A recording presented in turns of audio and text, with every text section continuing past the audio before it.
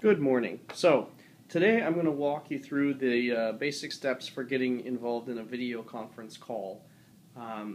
Essentially there's only about 3 or 4 steps involved here, and it should be fairly simple to walk through. So we'll start with, first and foremost, you'll want to ensure that the actual Polycom box is powered on, and it should always remain powered on. As long as that little LED light right there is lit up, whether it's this reddish color or a blue color, you'll know that there is power going to the device.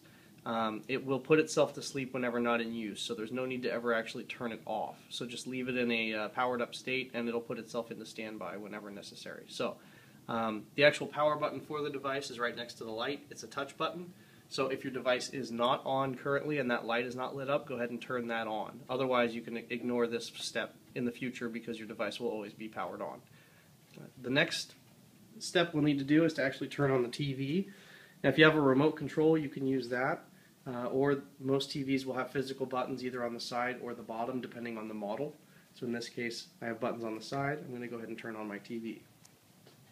Once you've got everything powered up, the next step is to ensure that your TV is on the correct input, which should be HDMI 1 for all of the TVs that have been set up.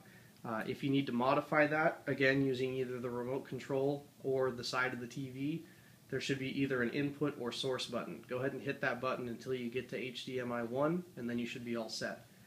The next step is going to be to actually make our call using the Polycom touchpad.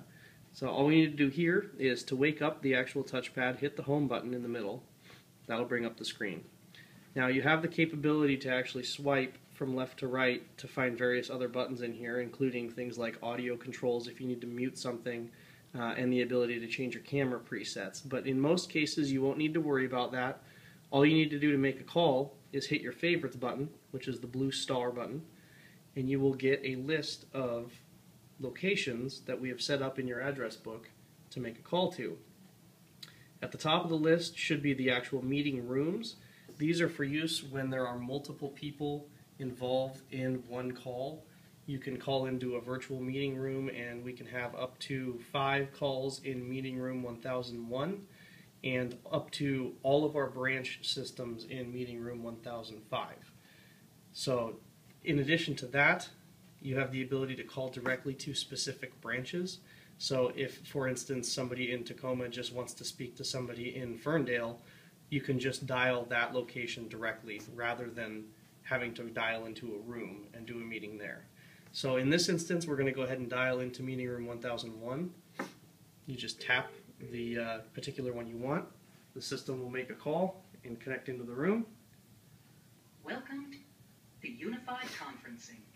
What I'm seeing right now is my video on the right-hand side, and then the left-hand side shows the meeting room itself, which in this case right now only contains me because I'm the only one in the meeting.